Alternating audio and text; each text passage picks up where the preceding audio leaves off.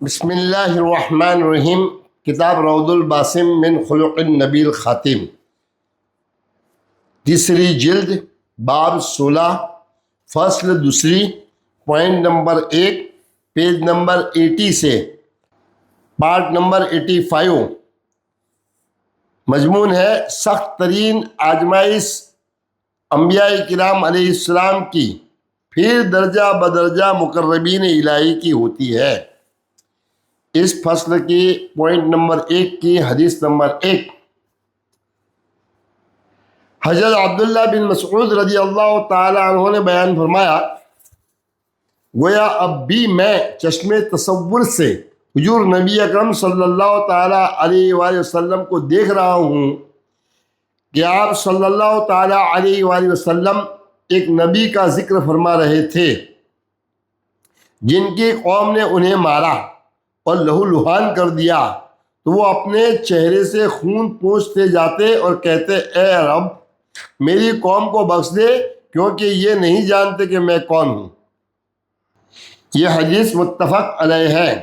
حدیث نمبر 2، حضرت سعد رضی اللہ تعالیٰ عنہ بیان کرتے ہیں، میں نے عرض کیا، یا رسول اللہ، لوگوں میں سب سے زیادہ سخت آزمائش کن کی ہوتی ہے؟ آپ صلی اللہ تعالیٰ علیہ وسلم نے فرمایا، انبیاء کرام علیہ السلام کی، پھر درجہ بدرجہ اللہ تعالیٰ کے دیگر مقربین کی۔ آدمی کی آزمائش اس کی دینی مقام و مرتبہ یعنی ایمانی حالات کے مطابق ہوتی ہے۔ اگر وہ دین اور ایمان میں مضبوط ہو تو آزمائش سخت ہوتی ہے، اگر دین اور ایمان میں کمزور ہو تو آزمائش اس کی دینی اور ایمانی حالات کے مطابق ہلکی ہوتی ہے۔ بندے پہ یہ آزمائش ہمیشہ آتی رہتی ہے، حتیٰ کہ مصائب پر صبر کی وجہ سے اسے بالکل پاک کر دیا جاتا ہے۔ وہ زمین پر اس طرح چلتا ہے کہ اس پر گناہ کا کوئی بوجھ باقی نہیں رہتا۔ اس حدیث کو امام بخاری نے ترجمۃ الباب میں مختصر روایت کیا ہے، جبکہ امام ترمذی اور ابن ماجہ نے اسے اپنی سنن میں روایت کیا ہے۔ مذکورہ الفاظ امام ترمذی کے ہیں اور انہوں نے فرمایا کہ یہ حدیث حسن صحیح ہے۔ 3، امام احمد کی روایت میں سب سے زیادہ سخت آزمائے جانے والے لوگ انبیاء کرام علیہ السلام ہوتے ہیں، پھر جو دینی اور ایمانی حالت میں ان سے قریب ہوتے ہیں، پھر جو ان سے قریب ہوتے ہیں، پھر جو ان سے قریب ہوتے ہیں۔ حدیث نمبر 4، امام حاکم کی ایک روایت میں ہے، حضور نبی اکرم صلی اللہ تعالی علیہ وآلہ وسلم نے درجے بالا سوال کے جواب میں فرمایا، انبیاء علیہ السلام۔ پھر پوچھا گیا ان کے بعد، تو آپ صلی اللہ علیہ وسلم نے فرمایا، علماء۔ عرض کیا گیا پھر کون؟ آپ صلی اللہ تعالیٰ علیہ وسلم نے فرمایا، پھر صلحاء۔ حدیث نمبر 5، حضرت ابو سعید خدری رضی اللہ تعالیٰ عنہ فرماتے ہیں، میں حضور نبی اکرم صلی اللہ تعالیٰ علیہ وسلم کی خدمت میں حاضر ہوا۔ آپ صلی اللہ تعالیٰ علیہ وسلم کو بخار ہو رہا تھا۔ میں نے لحاف کے اوپر سے آپ صلی اللہ علیہ وسلم کے جسم مبارک پر ہاتھ رکھ کر دیکھا تو مجھے آپ صلی اللہ تعالیٰ علیہ وسلم کے بخار کی گرمی محسوس ہوئی۔ میں نے عرض کیا، یا رسول اللہ، اتنا تیز بخار ہے؟ آپ صلی اللہ تعالیٰ علیہ وسلم نے فرمایا، ہاں، ہم پر مصیبت بھی سخت آتی ہے اور ثواب بھی دوگنا ملتا ہے۔ میں نے عرض کیا، یا رسول اللہ، کن لوگوں پر زیادہ سخت مصیبت آتی ہے؟ آپ صلی اللہ تعالیٰ علیہ وسلم نے فرمایا، انبیاء پر۔ میں نے عرض کیا، پھر کن پر؟ آپ صلی اللہ تعالیٰ علیہ وسلم نے فرمایا، صلحاء پر۔ اور بعض نیک لوگ تو ایسی تنگ دستی میں مبتلا کر دیے جاتے ہیں کہ ان کے پاس ایک کمبل کے سوا جسے وہ اوڑے ہوتے ہیں اور کچھ نہیں ہوتا۔ ان میں سے بعض تو مصیبت سے اس قدر خوش ہوتے ہیں جتنا تم لوگ مال و دولت سے خوش ہوتے ہو۔ اس حدیث کو امام ابن ماجہ، ابن حبان، حاکم اور طبرانی نے روایت کیا ہے۔ ٹاپک نمبر 2، بندے کو عطا کیا گیا بہترین انعام صبر ہے۔ حدیث نمبر 6، حضرت ابو سعید خدری رضی اللہ تعالیٰ عنہ بیان کرتے ہیں کہ ایک مرتبہ انصار کے کچھ افراد نے رسول اللہ صلی اللہ تعالیٰ علیہ وآلہ وسلم سے سوال کیا، تو آپ صلی اللہ تعالیٰ علیہ وآلہ وسلم نے انہیں مال عطا کیا فرمایا۔ پھر سوال کیا تو آپ صلی اللہ علیہ وسلم نے پھر عطا فرمایا، یہاں تک کہ آپ صلی اللہ علیہ وسلم کے پاس مال ختم ہو گیا۔ چنانچہ آپ صلی اللہ علیہ وسلم نے فرمایا، میرے پاس جو مال ہوتا ہے میں اسے تم سے بچا کر الگ سے جمع نہیں کرتا، لیکن یاد رکھو کہ جو سوال کرنے سے بچا اللہ تعالیٰ اسے یقیناً لوگوں کا محتاج ہونے سے بچائے گا۔ گویا جو مستغنی رہے اللہ تعالیٰ اس کو مستغنی کر دے گا، اور جو صبر سے کام لے اللہ تعالیٰ اسے صبر کی توفیق دے گا۔ یہ بھی ذہن میں رکھو کہ تم میں سے جس کو مال دیا جاتا ہے وہ مال صبر سے بہتر اور اس سے زیادہ وسعت والا نہیں ہے۔ آئے آئے، اس حدیث کو امام بخاری، احمد، مالک اور عبدالرزاق نے روایت کیا ہے۔ سبحان اللہ۔ ٹاپک نمبر 3، مصائب و آلام اور بیماریوں پر صبر کرنے کا اجر۔ حدیث نمبر 7، حضرت ابو موسیٰ اشعری رضی اللہ تعالیٰ عنہ بیان کرتے ہیں کہ رسول اللہ صلی اللہ تعالیٰ علیہ وآلہ وسلم نے فرمایا، تکلیف دہ باتیں سن کر اللہ سبحانہ و تعالیٰ سے زیادہ صبر کرنے والا، یعنی فوری گرفت نہ کرنے والا کوئی نہیں۔ بلا شبہ اس کے ساتھ دوسروں کو شریک ٹھہرایا جاتا ہے اور اس کی اولاد بنائی جاتی ہے، پھر بھی اس کے عفو درگزر کا عالم یہ ہے کہ وہ انہیں عافیت کے حصار کرم میں رکھتا ہے اور انہیں بلا امتیاز رزق عطا کرتا ہے۔ اس حدیث کو امام مسلم، احمد، بزار اور طبرانی نے روایت کیا ہے۔ حدیث نمبر 8، حضرت ابو مالک اشعری رضی اللہ تعالیٰ عنہ سے مروی ہے کہ رسول اللہ صلی اللہ تعالیٰ علیہ وآلہ وسلم نے فرمایا، طہارت آدھے ایمان کے برابر ہے، الحمدللہ ترازو کو بھر دے گا، یعنی اس کا ثواب اس قدر عظیم ہے کہ اعمال تولنے کا ترازو اس کے اجر سے بھر جائے گا، اور سبحان اللہ اور الحمدللہ دونوں آسمانوں اور زمین کے بیچ کی جگہ کو بھر دیں گے۔ نماز نور ہے، صدقہ دلیل ہے، اور صبر روشنی ہے، اور قرآن تمہارے دوسرے پر دلیل ہے یا دوسرے کی تم پر دلیل ہے۔ ہر ایک آدمی بھلا ہو یا برا اپنے آپ کو بیچ کر صبح اٹھتا ہے، یا پھر اسے یعنی اپنی نفس کو نیک کام کر کے اللہ کے عذاب سے آزاد کرتا ہے، یا برے کام کر کے اپنے آپ کو تباہ کرتا ہے۔ اس حدیث کو امام مسلم، ترمذی اور طبرانی نے روایت کیا ہے۔ حدیث نمبر 9، حضرت ابو موسیٰ اشعری رضی اللہ تعالیٰ عنہ بیان کرتے ہیں کہ رسول اللہ صلی اللہ تعالیٰ علیہ وآلہ وسلم نے فرمایا، جب کسی کا بچہ فوت ہو جاتا ہے تو اللہ تعالیٰ فرشتوں سے فرماتا ہے، تم نے میرے بندے کے نہایت پیارے بیٹے کی روح قبض کر لی؟ وہ کہتے ہیں جی ہاں۔ اللہ تعالیٰ فرماتا ہے، تم نے اس کے دل کا پھل لے لیا؟ وہ عرض کرتے ہیں جی ہاں۔ اللہ تعالیٰ فرماتا ہے، میرے بندے نے اس پر کیا کہا؟ وہ عرض کرتے ہیں، اس نے تیری حمد کی اور کہا، بے شک ہم بھی اللہ ہی کا مال ہے اور ہم بھی اسی کی طرف پلٹ کر جانے والے ہیں۔ اللہ تعالیٰ فرماتا ہے، اس کے لیے جنت میں ایک مکان بنا دو اور اس کا نام بیت الحمد یعنی تعریف والا گھر رکھ دو۔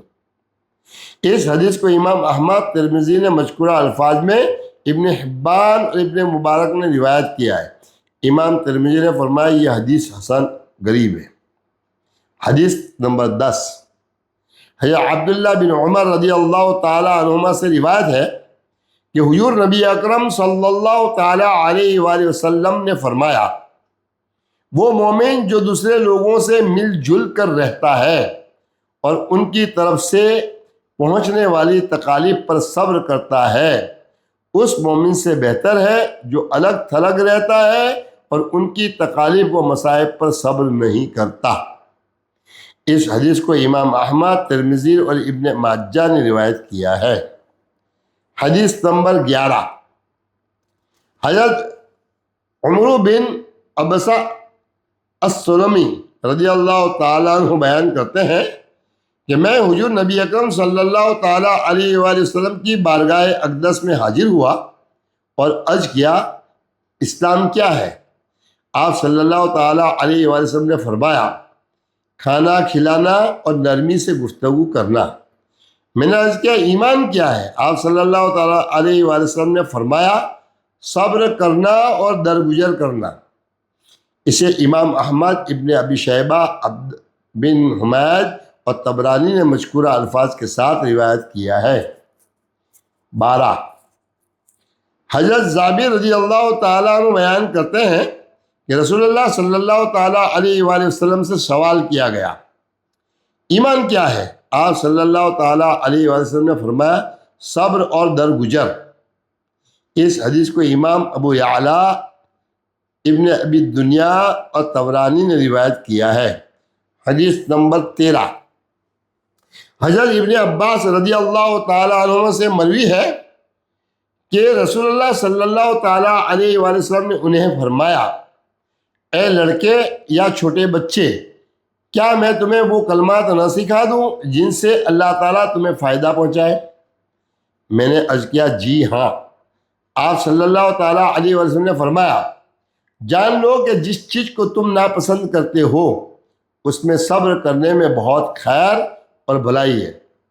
فتح و نصرت صبر کے ساتھ ہی ہے، تکلیف کے ساتھ ہی راحت بھی ہے، اور بے شک مشکل کے ساتھ آسانی ہے۔ اسے امام احمد، عبد بن حمید، حاکم، طبرانی، مقدسی اور بیہقی نے روایت کیا ہے۔ حدیث نمبر 14، حضرت ابو ہریرہ رضی اللہ تعالیٰ عنہ بیان کرتے ہیں کہ رسول اللہ صلی اللہ تعالیٰ علیہ وآلہ وسلم نے فرمایا، مومن مرد اور مومن عورت کو جان، مال اور اولاد میں مسلسل آزمایا جاتا ہے، یہاں تک کہ وہ اللہ تعالیٰ سے اس طرح ملاقات کرتا ہے کہ اس کے ذمے کوئی گناہ باقی نہیں رہتا، یعنی اس کا نامہ اعمال گناہوں سے پاک ہو چکا ہوتا ہے۔ اس حدیث کو امام ترمذی، ابن حبان اور حاکم نے روایت کیا ہے۔ امام ترمذی نے فرمایا، یہ حدیث حسن صحیح ہے۔ حدیث نمبر 15، حضرت جابر رضی اللہ تعالیٰ عنہ بیان کرتے ہیں کہ رسول اللہ صلی اللہ تعالیٰ علیہ وآلہ وسلم نے فرمایا، قیامت کے روز جب دنیا میں ہر قسم کی آزمائش میں مبتلا لوگوں کو ان کے صبر کے بدلے بے حساب اجر و ثواب دیا جائے گا تو اس وقت دنیا میں آرام و سکون کی زندگی گزارنے والے تمنا کریں گے کہ کاش دنیا میں ان کی جلدیں کینچیوں سے کاٹ دی جاتی تو آج وہ بھی ان عنایات کے حقدار ٹھہرتے۔ اس حدیث کو امام ترمذی، طبرانی اور بیہقی نے روایت کیا ہے۔ حدیث نمبر 16، حضرت انس رضی اللہ تعالیٰ عنہ سے روایت ہے کہ رسول اللہ صلی اللہ تعالیٰ علیہ وآلہ وسلم نے فرمایا، 4 چیزیں حیرت کے ساتھ ملتی ہیں۔ ایک، صبر جو کہ عبادت کی ابتدا ہے۔ دوسرا، عاجزی۔ تیسرا، ذکر الہی۔ اور چوتھا، کسی شے کی کمی۔ اسے امام طبرانی نے روایت کیا ہے۔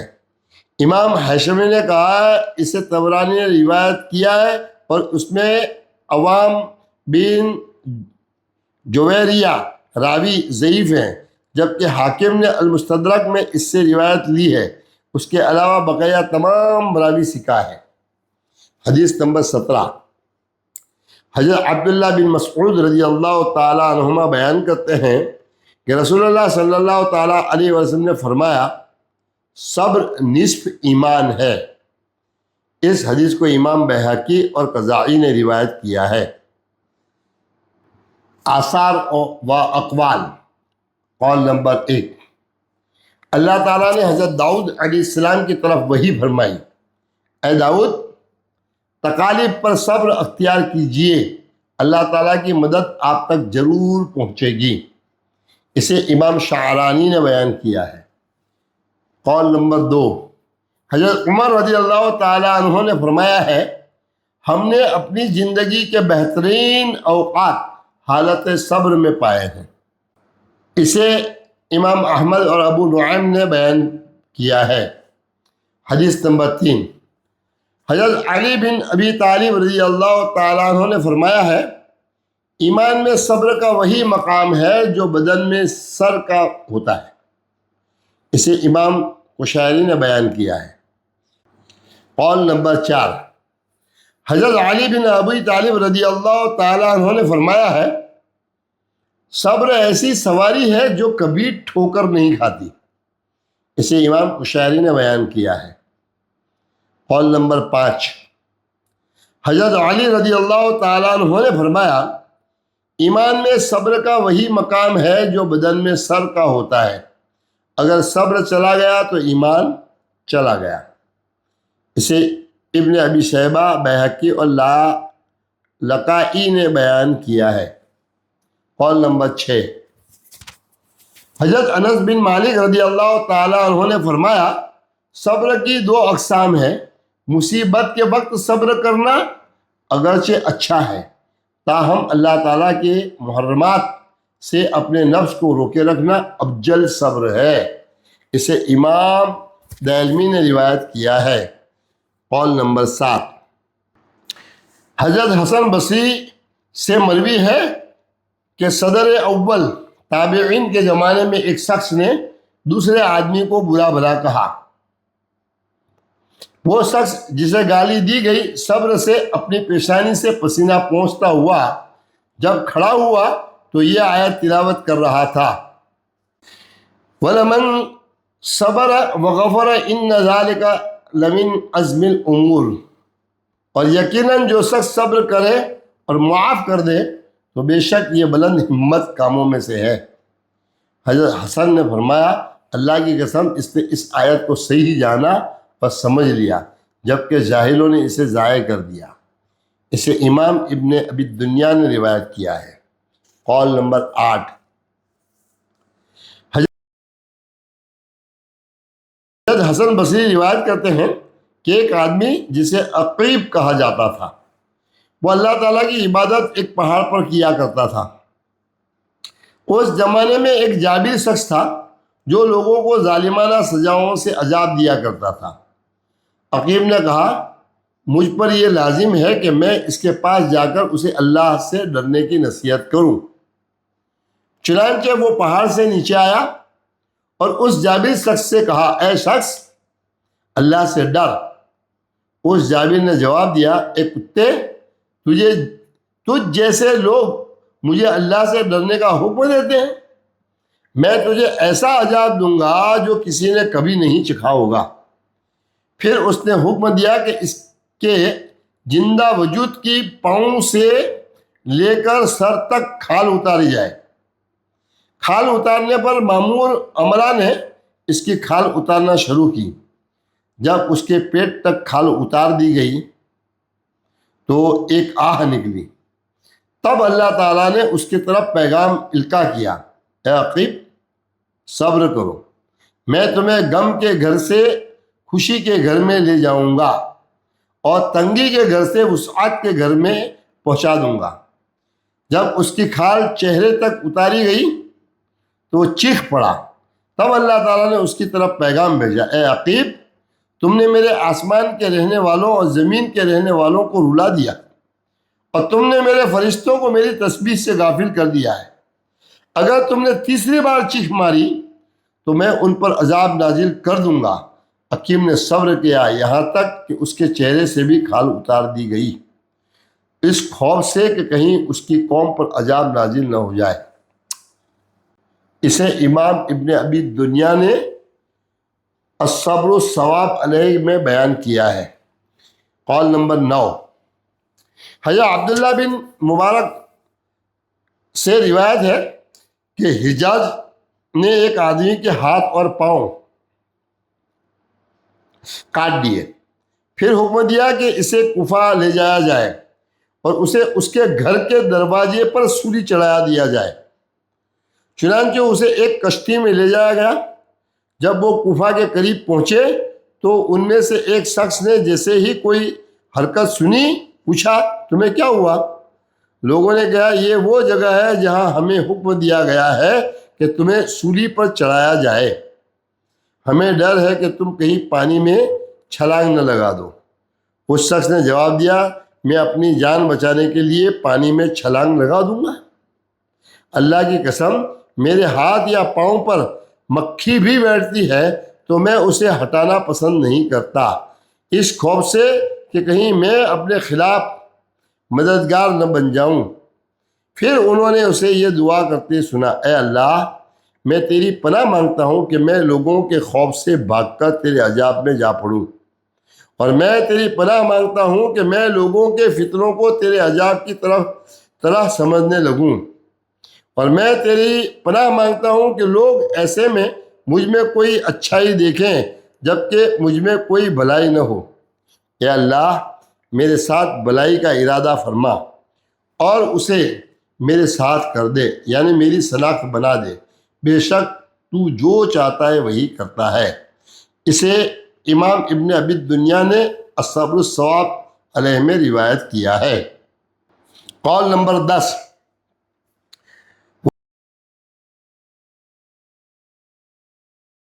وہب بن منبع بیان کرتے ہیں، روایت کرتے ہیں کہ ان سے ایک فقیر نے سوال کیا، اے ابا عبداللہ، کیا آپ نے ہمارے موجودہ حال سے زیادہ سخت کوئی آزمائش یا عذاب سنا ہے؟ انہوں نے جواب دیا، اگر تم اپنے حال کو اور جو تم سے پہلے گزر چکا ہے اس کو دیکھو تو تمہارا حال آگ کے پاس دھوئیں کی طرح محسوس ہوگا۔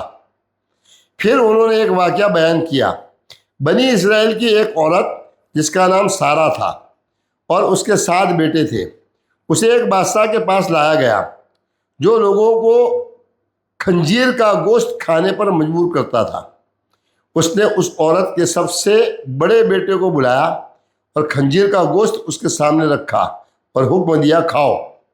اس نے جواب دیا، میں کبھی اللہ کی حرام کردہ چیز کو کھانے کا تصور بھی نہیں کر سکتا۔ بادشاہ نے حکم دیا کہ اس کے ہاتھ اور پاؤں کاٹ دیے جائیں اور اس کے وجود کو ٹکڑوں میں کاٹ کر قتل کر دیا۔ پھر اس کے بعد دوسرے بیٹے کو بلایا اور اسے بھی خنزیر کا گوشت کھانے کا حکم دیا، لیکن اس نے بھی انکار کیا۔ بادشاہ نے پیتل کی ایک دیگ منگوائی جس میں زفت یعنی روغن بھرا گیا اور اسے آگ پر خوب جوش دلایا گیا، پھر اسے اس میں ڈال دیا۔ اس طرح وہ سب بیٹے ایک ایک کر کے مختلف وحشیانہ و ظالمانہ طریقوں سے قتل کیے گئے، حتیٰ کہ سب سے چھوٹا بیٹا باقی بچا۔ بادشاہ نے ماں سے کہا، اب تم اپنے بیٹے کے ساتھ جا کر اسے راضی کر لو کہ وہ ایک لقمہ کھا لے تاکہ وہ تمہارے لیے زندہ رہے۔ ماں نے بیٹے سے کہا، میرے بیٹے، جان لو کہ تیرے ہر بھائی پر میرا ایک حق تھا اور تجھ پر میرے 2 حق ہیں۔ تیرے بھائیوں کو میں نے 2 سال دودھ پلایا، اور جب تیرا باپ فوت ہو گیا تو میرے بطن میں تھا، پھر میں نے تجھے جنم دیا اور تجھے 4 سال تک دودھ پلایا۔ میں تجھ سے اللہ کے واسطے اور اپنے حق کے واسطے سوال کرتی ہوں کہ صبر کرو اور اللہ کی حرام کردہ چیز کو نہ کھاؤ، ایسا نہ ہو کہ میں قیامت کے دن تیرے بھائیوں کے ساتھ تجھے نہ دیکھوں۔ اس بیٹے نے کہا، اللہ کا شکر ہے کہ آپ نے مجھے یہ نصیحت کی، میں تو بس ڈرتا تھا کہ کہیں آپ مجھے حرام چیز کھانے پر مجبور نہ کریں۔ پھر ماں بیٹے کو بادشاہ کے پاس لے گئی اور کہا، یہ ہے میرا بیٹا، میں نے اسے راضی کر لیا ہے۔ بادشاہ نے اسے بھی خنزیر کا گوشت کھانے کا حکم دیا، لیکن اس نے بھی انکار کر دیا اور اسے بھی قتل کر دیا گیا اور اپنے بھائیوں کے ساتھ ملا دیا گیا۔ پھر بادشاہ نے ماں سے کہا، مجھے تم پر بہت ترس آتا ہے کہ آج تم نے جو کچھ دیکھا ہے اور کہا، ایک لقمہ کھاؤ، پھر میں تمہارے ساتھ وہی سلوک کروں گا جو تم چاہو گی، اور تمہیں اتنا کچھ دوں گا جس میں تم ساری زندگی آرام سے گزار سکو گی۔ لیکن ماں نے کہا، کیا میں اپنے بچوں کا غم بھی برداشت کروں اور اللہ کی نافرمانی بھی کروں؟ اگر میں ان کے بعد زندہ بھی رہی تو میں کبھی اللہ تعالیٰ کی حرام کردہ چیز کو نہیں کھاؤں گی۔ پھر بادشاہ نے اسے بھی قتل کر دیا اور اس کے بیٹوں کے ساتھ ملا دیا۔ اسے امام ابن ابی دنیا نے الصبر و ثواب علیہ میں روایت کیا ہے۔ پارٹ نمبر 85 مکمل کرتے ہیں پیج نمبر 98 پر۔ السلام علیکم ورحمۃ اللہ۔